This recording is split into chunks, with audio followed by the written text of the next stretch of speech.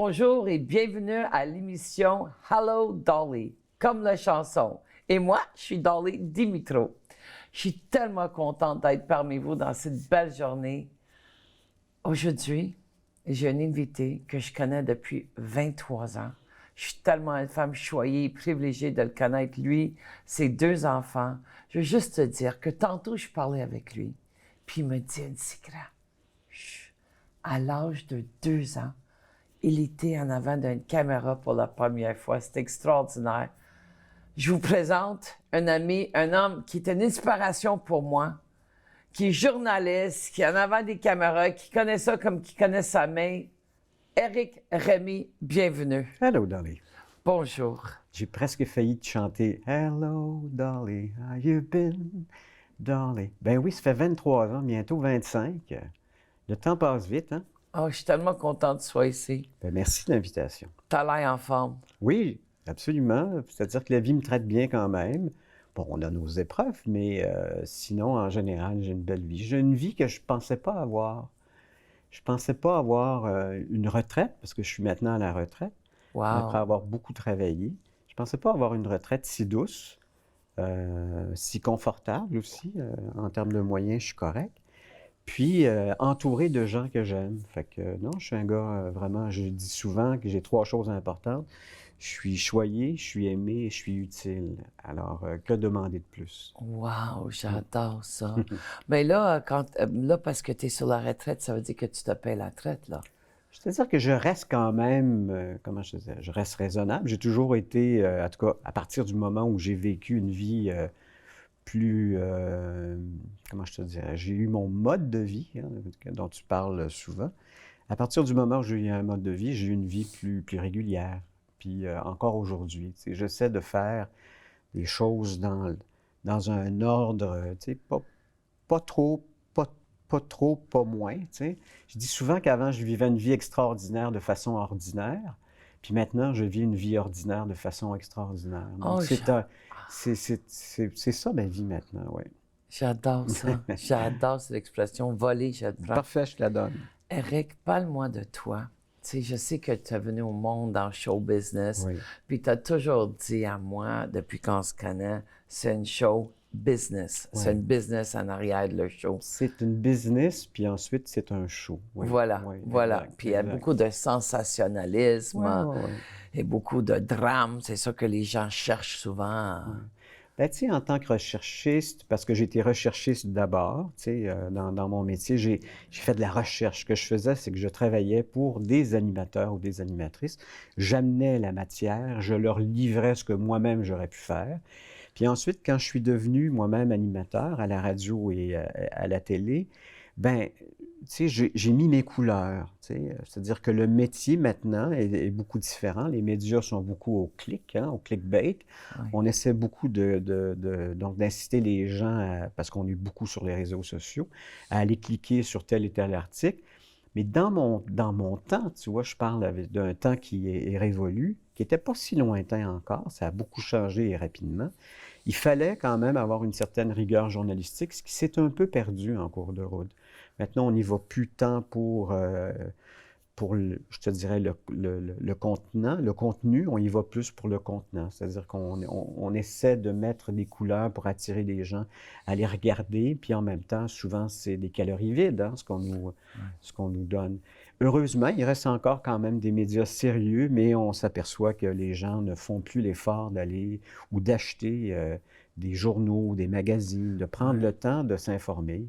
Ils font ça de façon rapide et souvent l'information est erronée.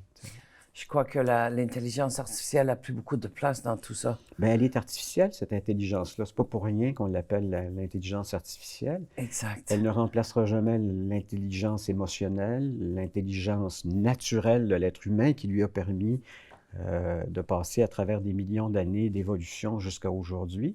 Ce que la machine a aujourd'hui, l'intelligence artificielle, c'est, je te dirais, les algorithmes qu'on a pu construire de notre propre intelligence, mais ça n'aura jamais, je te dirais, la sensibilité de l'être humain. Et c'est peut-être ce qui va nous sauver, tu sais. Je crois que c'est la seule affaire qui peut nous sauver parce que ça va très vite. Ça va vite, puis en même temps, tu sais, il y a eu toutes sortes d'évolutions au cours du temps, tu sais. Je pensais, je disais justement, j'avais une discussion sur l'intelligence artificielle. Tu sais, le typographe, celui qui avait des lettres en métal, qui les plaçait Oui. tu sais, faire un article. Tu sais, on lui donnait un article, puis ensuite il les plaçait. Lui avec, il a été détrôné, tu sais, par la Oui. technologie, les ordinateurs, et ainsi de suite.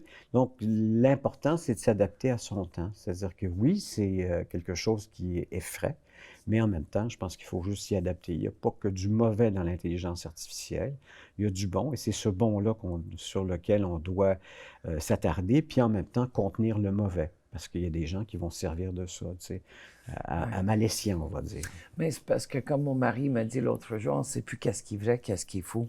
Il Ouais. faut faire des recherches sur des recherches sur des Ouais, mais recherches. ça reste que c'est notre jugement qui devrait primer, tu sais. Et c'est pour ça qu'il faut aiguiser son jugement. Si on prend des calories vides dont j'ai parlé tout à l'heure et qu'on ne fait que consommer ça, on n'aiguise pas son jugement. Et ce qu'il faut maintenant, un jugement, c'est sur le coup souvent. Mais ce qu'il faut aussi, c'est développer son opinion. Pas juste se calquer sur l'opinion de quelqu'un, mais en même temps lire quelque chose et se faire une opinion. Mais en même temps, ça dépend aussi de la source. Tu sais, quelle est la source à laquelle tu t'abreuves au niveau de l'information? Ça fait une grande différence dans ta façon de voir les choses et d'aiguiser ton jugement. Je trouve ça très profond, qu'est-ce que tu dis. L'autre jour, j'ai vu que Bruce Willis était mort. So, tout de suite, j'étais affectée parce que j'ai déjà été sur un plateau avec lui dans le temps, Oui. dans ma jeunesse, mon ancienne carrière. Puis là, j'ai vu ça, puis j'ai dit, oh my God, j'ai dit, il est mort, tu sais. Puis là, j'ai été faire des recherches parce que j'ai soupçonné que c'était pas réel. Ouais. Puis c'était pas réel, tu sais, il Ouais. était pas mort. Oui, il souffre d'Alzheimer, je crois, ou démentia, je suis pas sûre exactement, dans la même famille. Eric, si on recule dans le passé, est-ce que je peux te demander, dans toute ta vie, dans toute ta carrière, c'était quoi les moments ou un temps où il n'y avait rien d'autre qui existait pour toi? Est-ce qu'il y a eu un moment dans ta vie où ce que tu pouvais dire, wow, c'est ça la vie? C'est-à-dire que j'ai fait mon père était comme moi, Édouard Rémy, Oui, qui était mon papa, qui est maintenant décédé, faisait une grande différence et je te dirais qu'il a probablement teinté ma vie lui aussi. Il avait deux vies. Il avait celle de journaliste, qui était très connu, qui courait toutes les premières, les lancements, les grands événements, qui était chic, qui était habillé, qui faisait des photos, qui écrivait des articles. Puis quand il arrivait chez nous, il était qu'Édouard, tu sais, puis il faisait son marché. Il allait, à l'époque, c'était le Steinberg ou les autres marchés Steinberg, d'alimentation. ça fait longtemps, Tu sais, mon Steinberg. père était un homme à la fois normal, dans une vie anormale, tu sais. Donc, je te dirais qu'il y a plus de moments dans ma vie où puis peut-être parce que j'ai un drôle de recul maintenant, mais c'est plus dans ma vie personnelle que j'ai eu des moments où j'ai fait «Wow!», tu sais, même si professionnellement, j'ai vu des grandes choses, j'ai vécu des grandes choses, j'ai rencontré des grands artistes, tu Oui. comprends? Puis c'est une phrase que les gens connaissent s'ils m'ont écouté à la radio à l'époque, puis peut-être même ici, On n'est pas pressé quand j'ai fait ma série d'émissions. Je disais souvent que les plus grands sont les plus simples. Donc, tu sais, moi, des entrevues avec Charles Aznavour, Gilbert Bécaud, tu sais, j'en ai fait, là, Céline Dion, et ainsi de suite. Bon, puis je vous donne des noms comme ça, mais j'aime pas beaucoup faire du name dropping, excusez l'anglicisme. Donc, mais c'est mes plus grands moments dans ma vie, ça a été des moments plus personnels, je te dirais. J'ai beaucoup travaillé, j'ai énormément travaillé.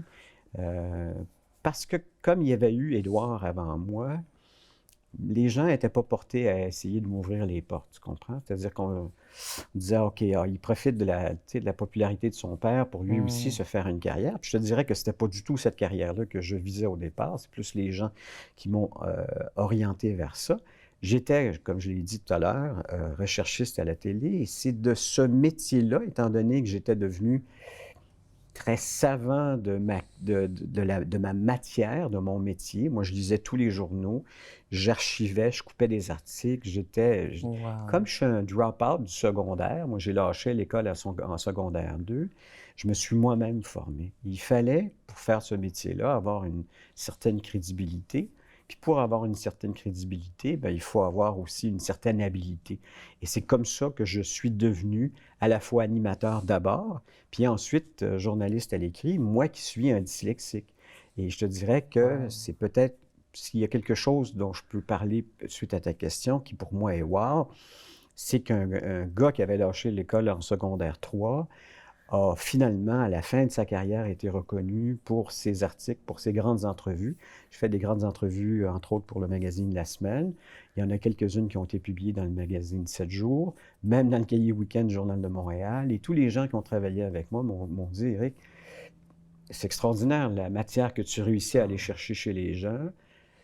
Et je te dirais que c'est peut-être là ma plus grande satisfaction. Tu vois, la technologie m'a aidé avec l'ordinateur, les antidotes de ce monde, étant donné ma dyslexie, ça m'a aidé. Puis plus on écrit, mieux on écrit. Plus on écrit, plus on voit ses fautes. Puis plus on voit ses fautes, moins on en fait. T'sais. Donc, ça m'a permis d'avoir, entre autres, des échanges extraordinaires vers la fin de ma carrière. Et je le savais à ce moment-là, quand je rencontrais des artistes, je leur disais, c'est la dernière fois qu'on fait une entrevue ensemble. Parce que je me suis dit, je vais faire une espèce de dernier tour de piste, si tu veux. Donc, j'ai eu la chance de choisir, en même temps, de suggérer à la rédaction de ces magazines-là des noms de gens avec qui je voulais faire des entrevues. Et j'ai fait ça pendant 3 ans. J'ai fait une espèce de tournée d'adieu, si tu veux, tout en réalisant peut-être les moments les plus extraordinaires de ma carrière. Il y a un autre moment extraordinaire que j'ai vécu, qui est ici même, dans ce studio, quand j'ai fait mes séries d'émissions On n'est pas pressé.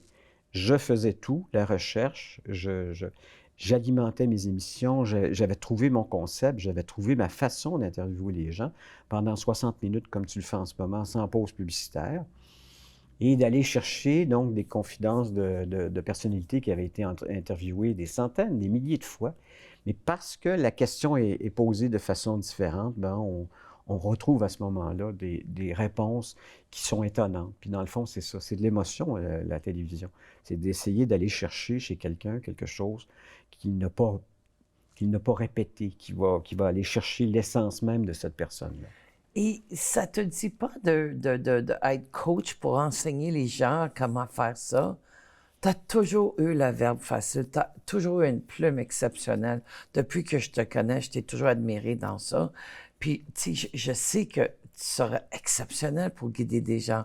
Ou t'es rendu ailleurs, je sais pas. Je ne sais pas. C'est-à-dire qu'en ce moment, je te dirais que il n'y aura pas de passation je pense pas. Si j'en ai une, c'est probablement auprès de mon fils qui fait aussi des fois des émissions ici à TV Laval. J'ai pas voulu lui donner ce métier-là en héritage parce que je savais que ce métier-là était impitoyable et que ça aurait été encore plus impitoyable pour un troisième Rémi que ça l'a été pour un deuxième.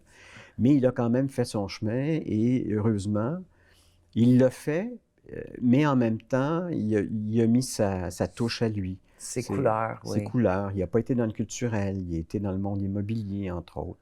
Il a fait un peu d'émissions avec un peu plus de substance parce que c'était un être comme ça, mais il ne s'en est pas fait une spécialité comme moi j'ai pu m'en faire vers la fin de ma carrière, tu vois.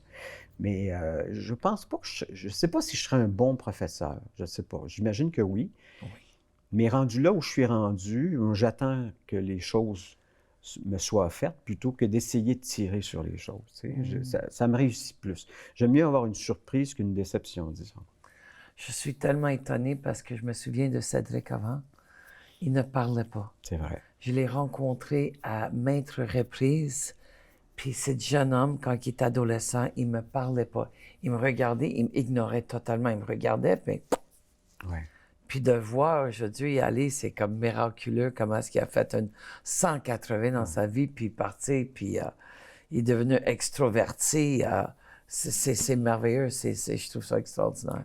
Il avait un conflit de loyauté, ce qu'on appelle un conflit de loyauté, à l'époque où Cédric a développé ça, je te dirais, dans son adolescence, et jusqu'au moment où je l'ai envoyé en session au Centre Attitude. J'avais tout essayé, mais il ne voulait pas, il voulait pas avoir de conversation avec des adultes. Il y a eu une trahison dans sa vie, à un moment donné, il est arrivé quelque chose, et il a gardé une blessure profonde à ce moment-là, jusqu'à temps qu'il adresse ce problème-là en session avec toi. D'ailleurs, mes 2 enfants ont été en session chez toi, Ariane et Cédric, parce que je considérais qu'à partir de l'âge de 18 ans, et c'est un cadeau que je leur faisais à ce moment-là, je voulais qu'ils soient outillés de ce que j'avais eu, moi, mais beaucoup plus tard dans ma vie. Moi, c'est début quarantaine que je t'ai découvert, tu sais. Donc, et avec ça, je suis certain, en tout cas, que mes enfants ont gardé quelque chose de ça. Mais Cédric, effectivement, mais tu sais, derrière les grands tristes, il y a les grands comiques, tu sais, Oui. devant les gens qui, comment je te dirais, comme Cédric, qui était introverti, il y a des extrovertis et c'est ça, dans le fond, le cheminement qu'on peut faire dans sa vie. S'il y a quelque chose qui nous empêche, il faut voir quel est l'obstacle qui est là et qu'est-ce qui nous amène éventuellement, qu'est-ce qui peut nous amener éventuellement à surmonter ça. Un peu comme moi avec ma dyslexie, un peu avec moi aussi au niveau de ma dépendance affective. C'est chez toi d'ailleurs que j'ai découvert que j'étais indépendant affectif. Je ne connaissais pas ça. Puis tu sais, l'obstacle que j'ai eu dans ma vie, c'est que moi, j'ai été abandonné, enfin, à l'âge de 2 ans. Ma mère m'a eu, mais j'étais un enfant qui n'était pas un enfant désiré. J'étais placé dans une maison d'accueil pour enfants jusqu'à l'âge de 2 ans.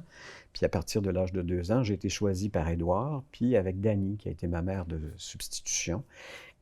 Mais tu vois, j'ai été coupé. Moi, je suis un enfant, un grand prématuré. J'ai été 2 mois dans un incubateur. Oh. Peut-être que ce 2 mois-là a créé cette dépendance affective avec laquelle je me suis battu toute ma vie. Et jusqu'à, je te dirais, même jusqu'à l'année dernière, là, tu sais. Donc, mon rapport avec l'amour, l'affection, les gens, les humains, était faussé par, justement, un obstacle dont j'ai parlé. Donc, une épreuve. Moi, je crois des fois, quand on fait une face-à-face à des situations, c'est la seule façon que ça peut s'effacer. Parce que continuer jusqu'à temps qu'on prend une décision de vouloir vivre d'autres choses, ça ne changera pas, tu sais. C'est la conscience, c'est d'être conscientisé. Puis à partir de ce moment-là, on peut faire une autre route. Comme tu as fait d'ailleurs, comme des millions de personnes que je connais ils ont fait dans leur vie. Ils ont décidé des fois de prendre une recul, de regarder le portrait global et à partir de ce moment-là, avancer. En tout cas, s'il y a quelque chose que je peux te dire, c'est que dans ton cas, c'est des milliers et des milliers de personnes qui ont passé par chez toi, tu sais. Moi, c'est un accident de parcours. C'est un moment dans ma vie où je ne savais plus où aller. Quelqu'un m'a suggéré d'aller chez toi.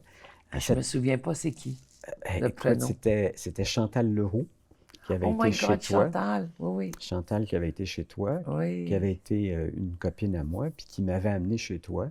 Et c'est là, tu sais, c'est quand même, c'est rien, c'est 5 jours, mais Oui. ce 5 jours-là avait été important. Tu sais, j'avais fait une cure de désintoxication en 1982 à la Maison Médoca, suite à des problèmes de toxicomanie. Tu sais, j'avais embarqué un peu dans un mode de vie en 12 étapes, mais c'est vraiment avec toi que j'ai pu adresser ce qui était dans le fond je te dirais, la racine de toutes mes dépendances. Moi, je pense que c'est la dépendance affective qui avait fait pousser des problèmes de toxicomanie, Le tout. qui éventuellement est devenu aussi des problèmes de consommation d'alcool. Puis un jour, il a fallu que je fasse face à ça. Ça fait mal, là. Tu te retrouves, entre autres, chez toi. Mais tu sais, il n'y a pas de quick fix, puis tu le sais, c'est pas une pilule miracle quand on va chez vous. On paiera le prix qu'on voudra. Si tu ne fais pas le travail, ça ne donnera pas les résultats. C'est Donc, clair. tout ce que tu dis depuis 25 ans maintenant, c'est 30. simple. 30 ans même? 35. OK, mais 25 avec le centre attitude.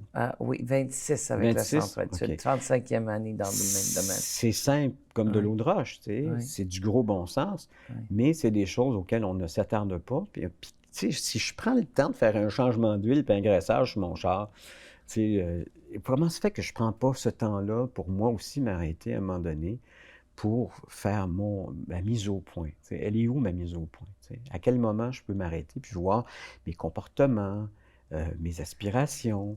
Qu'est-ce qui est récurrent dans ma vie? Qu'est-ce qui m'empêche d'avancer? Ou quels sont comment je te dirais, quels sont les gestes que je pose dans ma vie qui me permettent d'être plus heureux, d'être plus joyeux, d'être plus libre dans ma vie? Puis c'est ça, dans le fond, quand on va chez vous.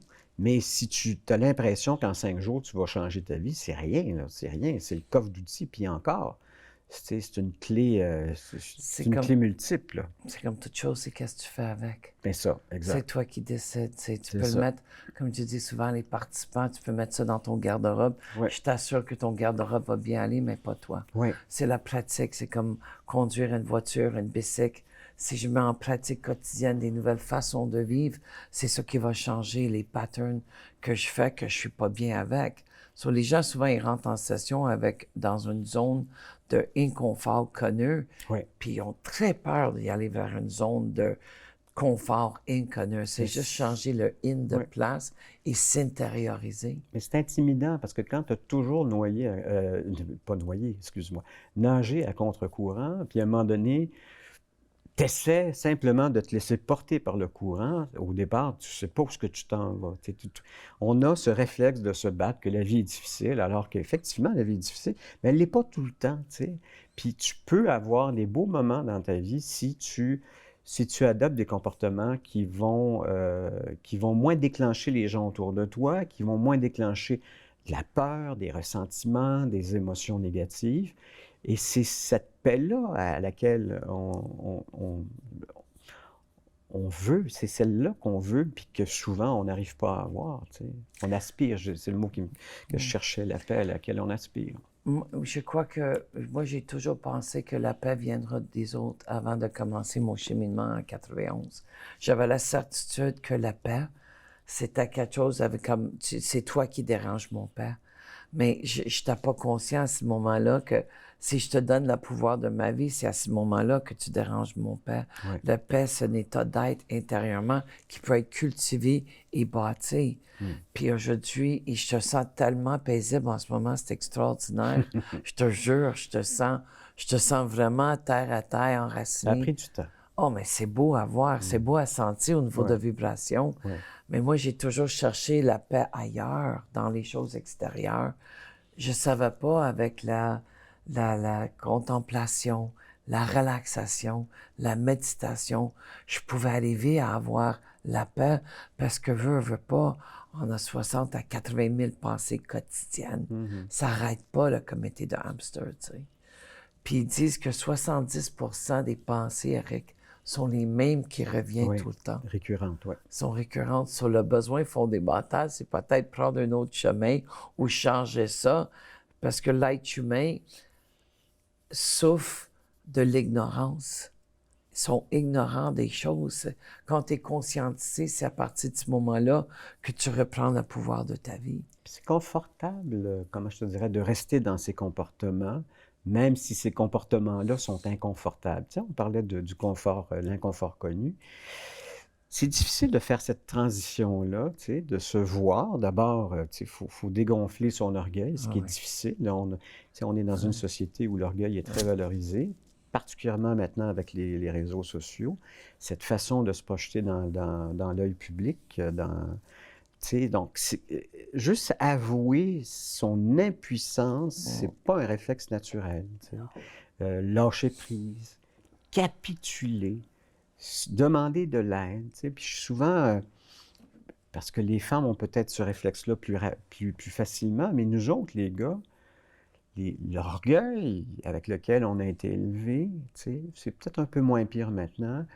Mais ma génération à moi, tu sais, un gars, ça pleure pas, un gars, c'est fort, c'est fait pour aller au front. Tu sais, et tout ce que ça fait, c'est que ça crée des êtres carencés, dont je faisais partie, qui veulent toujours le bonheur des autres bien avant le leur. Tu sais. Alors que dans le fond, tu sais, c'est comme quand tu bâtis une maison, si ton solage n'est pas solide, tu ne pourras rien bâtir dessus qui va tenir longtemps. Tu sais. Alors, il faut vraiment travailler sur nous, puis même avouer en tant que gars que des fois, on ne l'a pas l'affaire. Tu sais. S'intérioriser. Oui. Mais c'est tellement plus facile dans le monde d'aujourd'hui de faire l'inventaire des autres au lieu de faire ton propre inventaire. C'est tellement plus facile à regarder qu'est-ce qui va ou qu'est-ce qui ne va pas chez les autres au lieu de dire, OK, je prends le temps pour moi, je m'assois, je tasse mon téléphone, parce qu'on est très dépendant de nos téléphones. Très. C'est la folie furieuse, là. C'est fou, comment est-ce que, tu sais, j'ai plus de batterie, une minute, et où mon téléphone, je sais pas, tu sais, on est plugué avec les Apple Watch. En tout cas, moi, je suis. Pas moi. Non, tu fais bien. Moi, j'ai la bonne vieille montre. Tu là. fais bien, tu fais bien. Je me demande si c'est bon de toujours avoir ça sur Non, moi. c'est ça. C'est des laisses. Tu sais, Ouais, c'est des c'est laisses. ça, voilà. Tu es toujours en lien avec quelqu'un qui veut être en contact avec toi, ou on te sollicite. Tu sais, tu as différents sites Internet qui t'envoient des messages, Ouais. des pages Facebook, et ainsi de suite. Tu n'es jamais libre de tes gestes. Moi, je me souviendrai d'ailleurs, je pense que c'est ici même, non, c'était dans une autre de mes émissions, j'avais fait une entrevue avec Marcel Béliveau. Marcel Béliveau, qui à ce moment-là avait eu un diagnostic qui lui restait 3 mois à vivre. Tu te souviens-tu d'un monde en folie, puis Oui, surprise, oui. surprise? Bon, c'était Oui. lui, Marcel, OK? OK. Marcel était un grand ami à moi. Puis ma première question que j'avais posée à Marcel en entrevue, c'est qu'est-ce qui fait que tu viens à mon émission alors qu'il te reste que 3 mois à vivre? Et il me dit, Éric, il dit, quand il te reste peu de temps à vivre, tu fais tes choix. Tu fais tes choix, puis je t'ai choisi. J'ai choisi de venir à ton émission parce que pour moi, c'était important. Tu sais. À un moment donné, quand la vie, puis surtout, c'est peut-être une combinaison de toute l'expérience, des échecs, des victoires, puis aussi du fait qu'il reste moins de temps d'avant qu'il en restait il n'y a pas si longtemps, mais qu'il faut faire des choix. Tu sais. Puis tu n'es pas obligé d'être aux portes de la mort pour faire des choix. Moi, j'ai fait ces choix-là il y a très, très longtemps. Quand j'ai vu où mes habitudes de vie m'amenaient, je fais vraiment pas le bon choix. Tu sais. Je m'en allais dans le mur. Et si c'est un constat que vous faites vous-même, là, chez vous, en regardant cette émission-là, ou en regardant sur l'Internet, il faut absolument arrêter. Il faut arrêter. Tu sais. Il faut arrêter ces comportements qui sont des comportements de survie pour essayer d'en adopter des nouveaux qui vont vous permettre d'avoir une vie beaucoup plus longue et plus heureuse. C'est clair. Puis la vie, ça va vite. Ça va très Ça vite. va tellement Ah, vite. écoute, j'avais 40 ans hier. Tu sais. Et c'est vrai, tu sais, dans ma tête. J'ai la chanson dans ma tête, Oui, je chante ça. hier encore, j'avais 20 ans. Mais là, Oui, c'est ça. oui, oui. J'ai écouté ça en route tantôt, Oui. des Laurentides. Mais tu sais, la vie est fragile. Puis cette année, j'ai tellement de monde autour de moi qui souffre des maladies, le Ouais. cancer, des arrêts cardiaques, des ACV. J'ai 2 mortalités dans la famille. J'ai ma sœur qui est en chimiothérapie. C'est comme beaucoup... Millie? Non, Victoria, Victoria? oui. OK. Puis c'est à ce moment-là, d'ailleurs, que j'ai commencé à m'entraîner. Mais ça fait plus qu'1 an, mais religieusement, commencer à dire, je veux vivre longtemps, je veux être en santé, je veux être là pour mon petit-fils Nova, je veux, puis je vais. Puis changer des habitudes de manger parce que c'est bien beau travailler sur le mental intérieur, mais il y a 3 aspects. Il y a le mental, il y a la physique, puis il y a la spirituelle. Oui, oui. Tu sais, il y a 3 chemins. Puis le chemin que j'ai choisi, c'est d'être en santé. Et je te jure, Eric, quand j'arrivais au début au gym, je suis rentré là de reculons comme Michael Jackson. J'avais pas le goût du tout de m'entraîner parce que c'était long, puis c'est pénible, puis tu sais, c'était pas une habitude santé. Mais aujourd'hui, j'ai des super de bonnes nouvelles. C'est que m'entraîner 3 fois par semaine seulement, c'est comme brosser mes dents tous les jours, c'est nécessaire. Ça prend 21 jours, je pense. J'ai lu ça quelque part pour adopter un nouveau comportement, tu sais, Oui. soit nocif ou bénéfique. là, tu 21 sais. ou 90, ça En tout dépend cas, quelque de quoi. chose dans le genre. Puis, une fois que c'est installé dans ta routine, parce qu'on parle vraiment d'une routine de vie à ce Oui, moment-là, oui, c'est incontournable. Moi, les choses que je dois faire, elles sont dans mon agenda. oui. Wow! Tout le temps. Et je n'y déroge pas. Tu sais, c'est... T'as de la discipline facile, toi? ben, c'est parce que moi, j'ai une nature où je pourrais facilement ne pas être discipliné. Donc, justement, pour adopter des nouveaux comportements, ça me permet de m'encadrer moi-même, tu sais. Wow! Donc, c'est comme ça. Puis, j'essaie toujours, en tout cas, le moins possible. Moi, à tous les soirs, moi, je fais un bilan de ma journée. J'adore. Tous les soirs, je prends à peu près une demi-heure de temps, OK? Quand j'arrive, je m'installe, je mets le feu de foyer dans l'écran de la télé, ou j'ouvre la porte, le patio où j'entends les grillons, je m'installe, d'abord, j'ai un petit livre dans lequel j'écris une phrase, une pensée qui me vient en tête. Ensuite, je vais dans dans un autre livre qui est mon journal personnel où j'écris une demi-page, pas beaucoup de demi-page. Mais fait que j'écris la date, l'heure, puis des fois c'est banal, mais des fois ça l'est moins, tu vois. Alors j'écris ça, puis à la fin, c'est soit merci mon Dieu, parce que je suis un croyant, donc je crois à une puissance supérieure, ou aide-moi mon Dieu. Il y a des situations dans ma vie où j'ai plus besoin de l'aide de Dieu que simplement de lui dire merci. Puis ensuite, ben, dans un plan détaillé, là, j'écris la date, j'écris une phrase, là encore, tu sais, qui décrirait ma journée. Je donne une note entre 0 et 10 à ma journée. Wow! Ouais.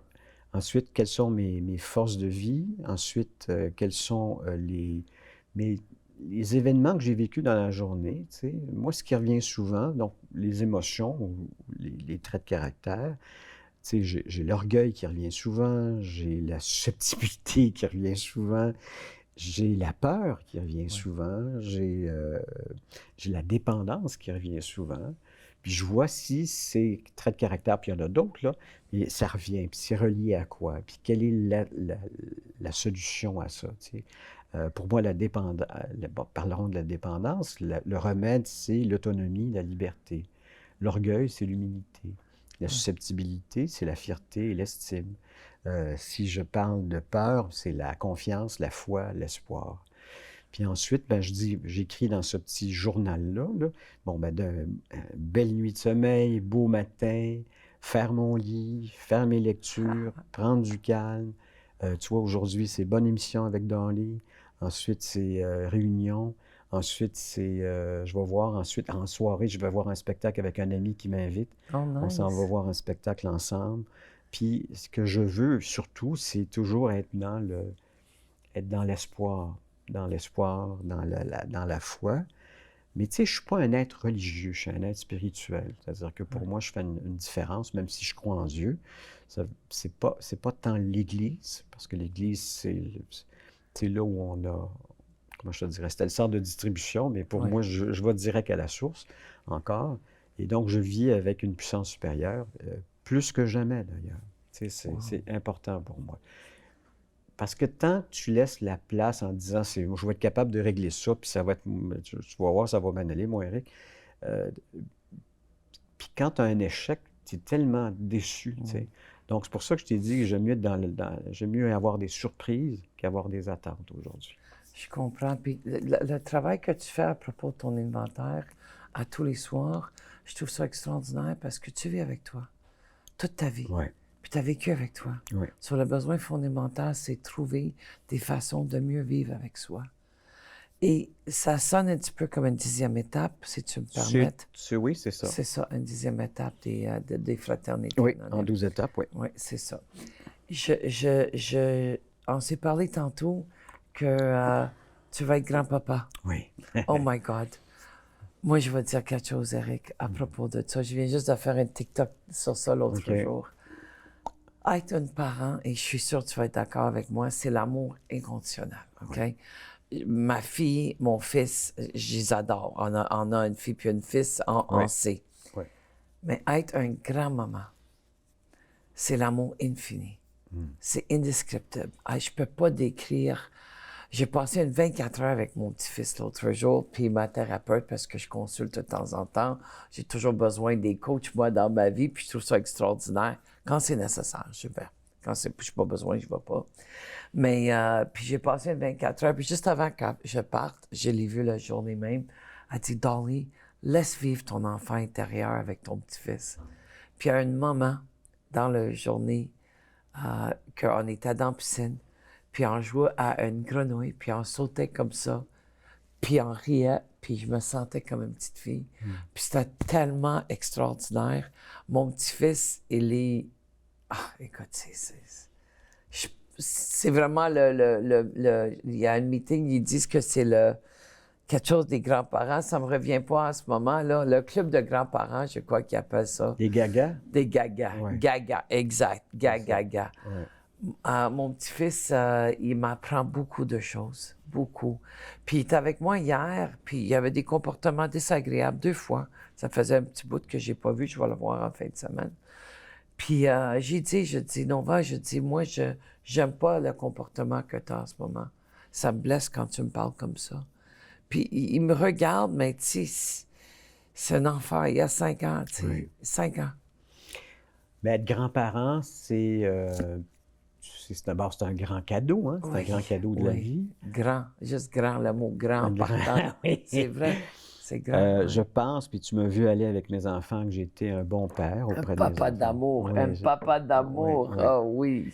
Donc, c'est sûr que pour moi, c'est important. Puis moi, j'ai eu un bon grand-père. Moi, j'ai eu ça, un bon grand-père. Mon grand-père Fournier, qui était le père de ma mère, était un grand-père attentif. C'était pas celui qui allait jouer à terre, là, avec les petites autos, là, mais c'est quelqu'un avec qui, plus tard dans ma vie, j'ai passé des heures et des heures à jaser avec lui. C'était un homme d'une grande patience. C'était un juge, mon grand-papa. Oh, Tu sais, il wow! avait une petite moustache en balai toute blanche. J'adore. Ma grand-mère, c'était quelqu'un de plus extroverti, tu sais. Puis lui, il avait son boudoir, il avait tous ses journaux, il avait ses aquariums. Puis c'était un honorable, mon grand-père. Tu sais, de titre, Oui, quand ben on est oui, juge, on est honorable. c'est clair. Mais son honorabilité, il l'avait déjà sans même être un juge.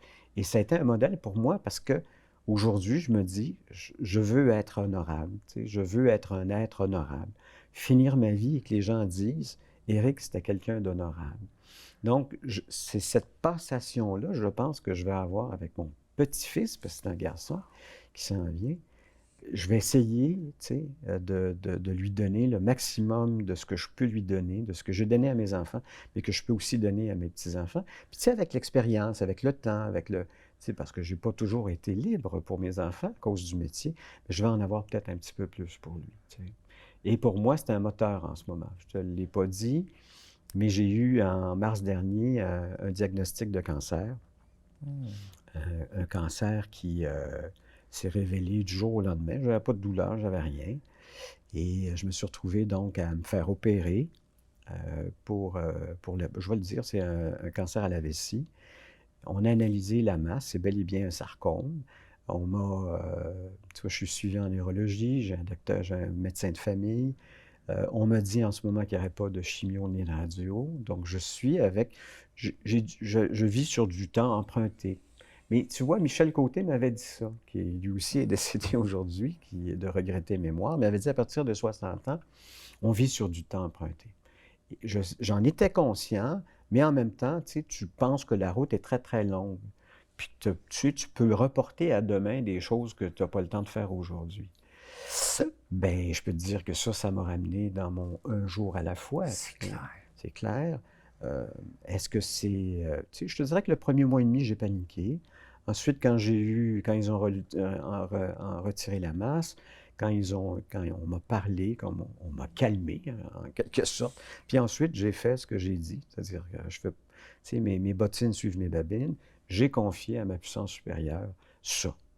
Il y a même quelqu'un qui m'a demandé, Éric, est-ce que tu combats ce cancer-là? C'est beaucoup trop grand pour moi. Je ne combats pas ce cancer-là. Je ne suis pas dans un combat.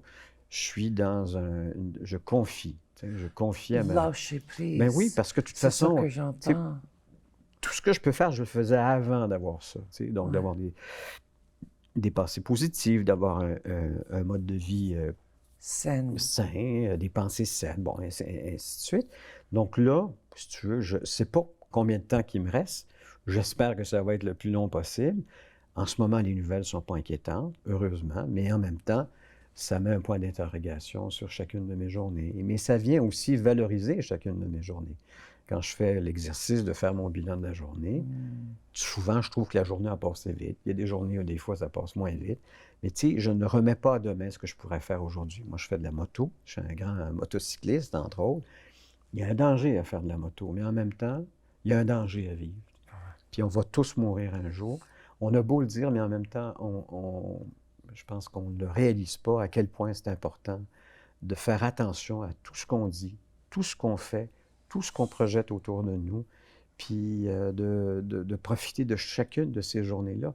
Moi, quand je me remets au crayon le soir, tu sais, puis j'ai toujours mon petit rituel, je fais « Oh my God, une autre journée d'être passée, tu sais. » Puis quand tu regardes... Gratitude.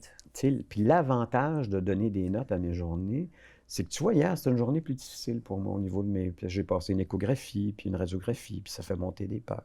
C'est une journée 7. D'habitude, c'est rare, moi. C'est tout le temps des journées 8, 9, j'en ai même eu de 10 là, ces derniers Wow. temps, là, tu sais, malgré la maladie.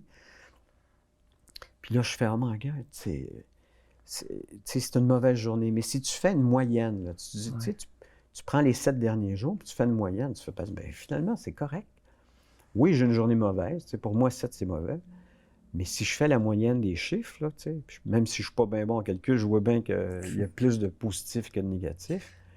Et ça me donne à ce moment-là, tu sais, ça relativise les épreuves que l'on peut vivre dans sa vie. Je trouve ça, je suis contente que tu partages ces moments de ta santé, mais moi, j'ai la certitude que tu vas être correct, Eric, parce que tu es quelqu'un qui est très enligné dans ta vie. La vie est fragile pour tout le monde, C'est vrai.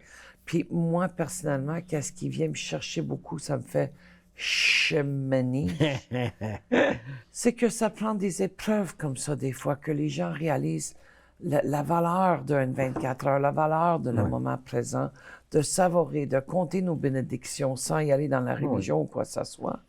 Mais juste d'être capable d'être en gratitude, moi, je me réveille le matin, la majorité du temps, il y a des fois la folle est en ville, mais la majorité du temps, je me réveille le matin, puis je suis merci la vie pour me donner une autre journée sur cette terre. Et j'ai une souris sur mon visage, je suis en gratitude. Puis le soir, je révise ma journée, mais pas tout à fait de la même manière que toi. Je vais chercher des moments dans ma journée et je me reconnais dans des choses. J'ai réalisé avec le temps, même si je suis dans ma 35e année en cheminement personnel, que je suis quelqu'un de très rationnel. Autant que je peux être émotive, je suis très rationnel. J'ai beaucoup de misère à descendre dans mes émotions des fois. Je suis émotive, je te dis pas. Mais mon mécanisme de défense, c'est dans ma tête. Parce que c'est ça. Parce que tu gères plus en haut qu'en bas, tu sais, Voilà. souvent. Puis, tu l'as dit, c'est l'équilibre. Donc, c'est autant tu sais, je veux dire, le spirituel, le physique, le mental, tu sais, tout ça ensemble fait que c'est là qu'on est équilibré. Est-ce que je le suis toujours? La réponse est non. Mais non, c'est Non, clair. vraiment pas. Pas tout Moi le non temps. plus. Cheers. Puis, oui, cheers. Puis quand je le suis pas, ben au moins, je me vois aller, tu sais. Puis c'est important. Ouais. Soit parce qu'on a parlé d'être grand-parent, c'est peut-être ça, par osmose, que j'ai pu donner à mes enfants, tu sais, ce mode de vie-là dans lequel je suis depuis toutes ces années-là. Puis en même temps, est-ce que je vais avoir le temps? Je le souhaite, là, bien sûr, mais je sais pas. Tu sais. Mais oui, ça relativise l'importance de chaque journée, en effet. Puis de ce temps-ci, je fais rire mes amis parce que je me suis acheté une autre moto. J'avais une grosse, ben, c'est ma 3e moto. Elle était énorme, ma moto. Elle était inconduisible pour la majorité des gens autour de moi. Et elle était dangereuse. Quelle sorte de moto? C'était une BMW K1200 LT, mais le centre de gravité était très, très haut. C'est une vieille moto, mais qui était dangereuse parce qu'elle était vraiment très lourde. Bon, elle m'a lâché. Tu sais, moi, je ne l'aurais jamais lâché. Tu sais, ma dépendance, tu sais. D'ailleurs, je l'appelais The Beast, là, tu sais. J'adore. Elle avait Et pas... te lâcher, tu l'aurais jamais Je lâché. l'aurais jamais lâché. Moi, J'adore ça. tu sais, j'ai fait des grands voyages avec. J'ai été en Californie, j'ai été en Caroline du Nord, je me suis promené. J'ai fait Wow. juste l'année dernière, j'ai fait 21 000 km avec. Bon, elle a rendu l'âme, malheureusement. Puis j'ai été m'en chercher une autre. Et je dis en ce moment, puis que j'ai baptisé Happy. Happy, au lieu de Beast. Oui, c'est ça. Donc, parce qu'il n'y a pas de combat, cette moto-là est beaucoup plus légère que l'autre l'était. Puis j'ai beaucoup plus d'expérience maintenant, parce que ça fait presque 10 ans que je suis revenu à faire de ma moto. Je l'appelle Happy et je dis que je m'auto-médicamente. Oh, wow! Tu vois, je m'auto-médicamente. Oh, Moi, je prends la moto, j'embarque dessus, puis je m'en vais. Tu sais, je m'en vais. Je vais faire un tour. Hier, je l'ai fait. L'autre jour, je l'ai fait. Donc, tu sais, c'est un moment pour moi, où la moto, la beauté de cet objet-là, c'est que tu n'as pas le choix d'être dans le moment présent, sinon tu te casses la gueule. C'est sûr. Il faut que tu sois là, il faut que tu sois en équilibre. Il Oui. faut que tu sois en équilibre, il faut que tu sois dans la prévoyance. Tu sais, quand Oui. tu vois une courbe qui s'en vient, Oui. quand tu vois des autos, et ainsi de suite. Donc, il faut toujours que tes sens soient allumés. Alerte. Donc, moi, ça me permet d'être dans le moment présent. Puis oui, bien sûr, il y a cette inquiétude-là qui rôde dans ma tête, mais quand je suis sur ma moto, quand je fais ce que je fais pour me garder en vie, bien à ce moment-là, je m'auto-médicamente. J'adore. Moi, je m'en viens dans ton club de moto parce que j'ai décidé. OK. Mon fils, il conduit une moto. OK. Et c'était un rêve de 20 ans passés que j'ai comme mis dans le garde-robe. Puis je dit, c'est pas grave, je le ferai pas, je me rends du vieil, d'autres priorités. Et l'autre jour, en sortant de session, il y avait Denis Gannett, Yves Lapierre et une participante, ils partaient en moto, puis moi, j'étais dans ma petite voiture, puis je voyais aux autres parties, puis je me souvenais que quand j'avais 20 ans, encore 20 ans, je me souvenais, j'étais en arrière de la moto, les vents, les cheveux dans les vents, la liberté, le sentiment. Oui. Je me réveillais le matin avec ça, puis c'était comme, oh my God, c'est ça la vie. Mais avant de t'acheter la moto, je veux que tu me parles, OK? Parce que à l'âge qu'on a, on a moins de réflexes. Alors, je te suggérerais quelque chose, OK? Je pensais à qu'est-ce que je voulais? C'est une Harley. Harley? Roadster, je pense que ça s'appelle. C'est-tu 3 roues?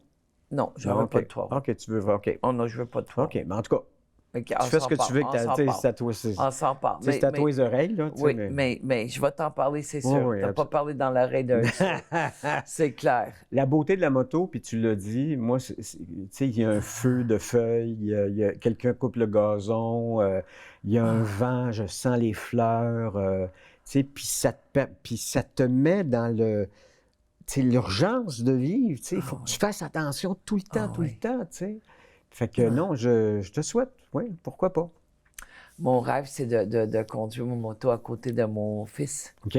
C'est ça que je veux. Je sais qu'on n'a pas le doigt à côté, mais je veux dire, Oui. pas loin. Décalé. Oui, c'est ça. Voilà, Correct. pas loin. OK. Pas loin de lui. Oui, oui.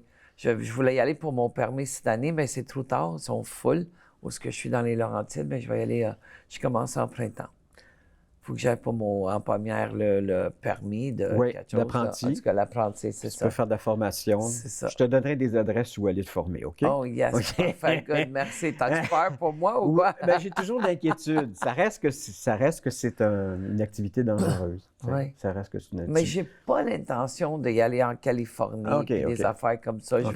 Je veux être home base, mais je vais pouvoir être capable d'embarquer sur mon moto si j'ai le goût, puis aller faire un petit ride. Bien, comme je t'ai dit, vas-y avec ton cœur. Oui, je vais, c'est sûr. So, est-ce qu'on sait c'est quoi le nom de ton petit-fils? Non, j'ai pas posé la question. J'étais, comment je te dirais, par rapport à ma fille avec son chum, d'abord, je les ai jamais poussés à avoir un enfant. Je les ai jamais poussés à se marier. Tu comprends? Il y a des parents qui font ça. Oui. C'est quand tu vas me donner un petit-fils. Tu fais pas ça. Tu fais pas ça. Je suis d'accord. Tu fais pas ça, tu mets de la pression sur tes enfants. Tu les laisses, c'est le vivre et laisser vivre dont on parle, là, dans le mode de vie en 12 étapes. D'ailleurs, ces slogans-là, moi, m'aident beaucoup. C'est quand je suis devant une situation où il y a une impasse, je me sers de ce passe-partout-là, qui est vivre et laisser vivre, penser, méditer, penser, par la grâce de Dieu, l'important d'abord, y agir aisément. Oui. Souvent, ces 5 slogans-là peuvent m'aider à débarrer quelque chose, une situation. Puis des fois, c'est les 5 à la fois. Donc, j'espère que les gens qui regardent cette émission-là sont soit déjà dans un cheminement ou qu'ils se posent des questions, parce que si on sent qu'on n'est pas là où on devrait être, ben ça change. C'est pas vrai qu'on est poigné dans le ciment puis que de même toute ma vie, c'est pas vrai. C'est pas vrai. C'est beau qu'est-ce que tu dis parce que je veux juste récapituler 2 affaires.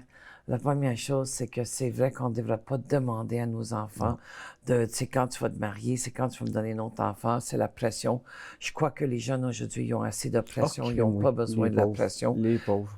Puis on sait que sont dans la performance, souvent la performance, au niveau de performance, ça c'est pas nécessaire de faire ça. Puis, tu sais, quand ça vient à se parler avec des slogans, puis être capable de m'auto-évaluer, puis me dire, OK, attends une minute là, je suis pas sur la bonne track parce que ça va pas en dedans.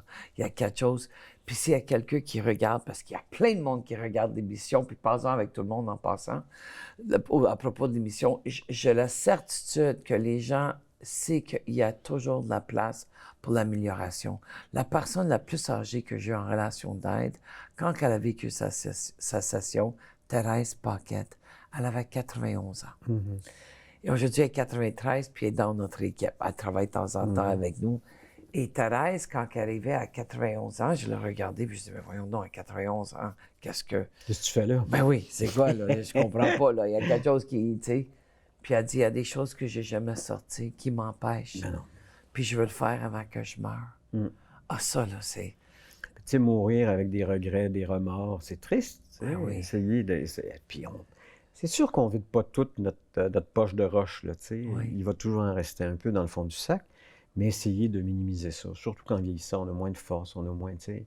Il faut vraiment se concentrer sur les choses qui sont vraiment les plus importantes, tu sais.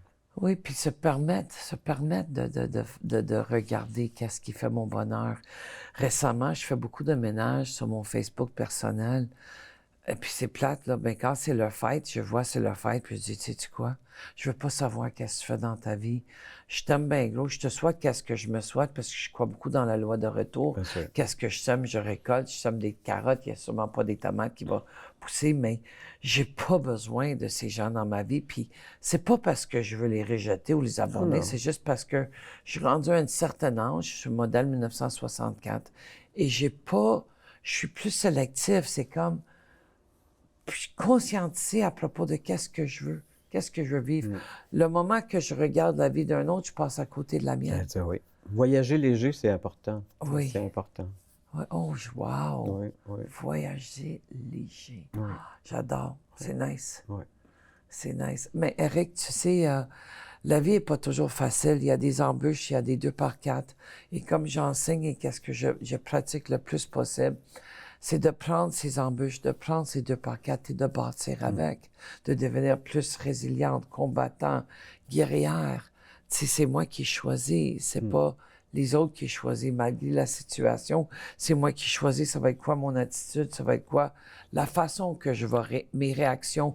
Et des fois, avec mon petit-fils, comme hier, avec son comportement un peu désagréable, mais écoute, il y a eu 2 comportements dans les quelques heures que j'étais avec lui, c'est pas la fin du monde. Mais je me suis dit, comment est-ce que j'aurais donc voulu que ma grand-mère me traite à ce moment-là? Et tout de suite, j'ai comme reculé, j'ai dit, écoute, Dans qu'est-ce que... l'amour. Dans Voilà, l'amour. l'amour toujours. Dans l'amour tout le temps. Oh, l'amour. Tout le temps.